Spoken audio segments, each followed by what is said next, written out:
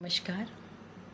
आज मैं आपको एक कहानी सुनाने जा रही हूँ जो मैंने पढ़ी थी और मुझे बहुत अच्छी लगी।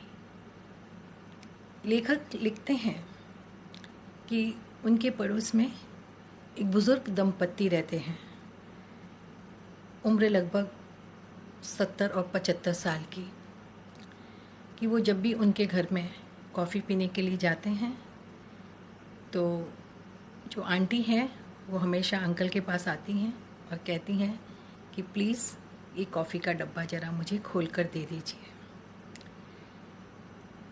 तो आंटी को ये करते देख एक दिन लेखक कहता है कि मैं उनके लिए एक मशीन ले आता हूँ जिस पर बॉटल लगा देने से ढक्कन अपने आप खुल जाता है। कि वो लाकर उन्होंने उस बुज़ुर्ग महिला को दी और फिर मैं उनके घर फिर कॉफ़ी पीने गया। तब देखा कि फिर से आंटी अंकल के पास आती है और कहती है कि प्लीज़ ये कॉफ़ी की बोतल मुझे खोल कर दे दीजिए। तब लेखक कहता है कि मैं उनके पास जाकर कहता हूँ कि आंटी, मैंने आपको ये मशीन लाकर तो दी है, फिर क्यों आप अंकल को तकलीफ़ देते हो।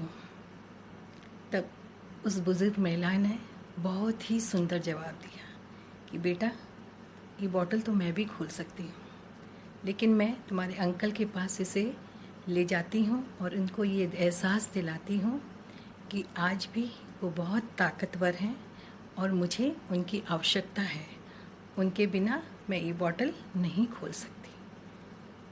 उस बुज़ुर्ग महिला की बात सुनकर लेखक कहते हैं कि मेरा मन द्रवित हो उठा और मन ही मन मैंने उनको नमन किया। जी हाँ बहनों और भाइयों, इसे ही कहते हैं परिवार, जहाँ पति और पत्नी एक दूसरे को ये एहसास दिलाते हैं कि एक दूसरे के बिना उनका काम नहीं चल सकता। कहते हैं कि पत्तों सी होती है कई रिश्तों की उम्र, कभी सूखे तो कभी हरे, तो क्यों न हम जड़ों से रिश्ता निभाना सीखें। पेड़ बूढ़ा ही सही पर उसे आंगन में रहने दो, फल नहीं लेकिन छाया तो ज़रूर देगा। उसी तरह से जो हमारे बुज़ुर्ग हैं उन्हें हमें अपने घर में रहने देना है। सच कहूँ तो हम उन्हें क्या अपने घर में रहने देंगे, हम ही तो उनके साथ रहते हैं। भले ही आज वो कमा कर नहीं ला रहे हैं, घर में पैसा नहीं ला रहे हों, लेकिन संस्कारों की अनमोल धरोहर वो आपके बच्चे को देते हैं।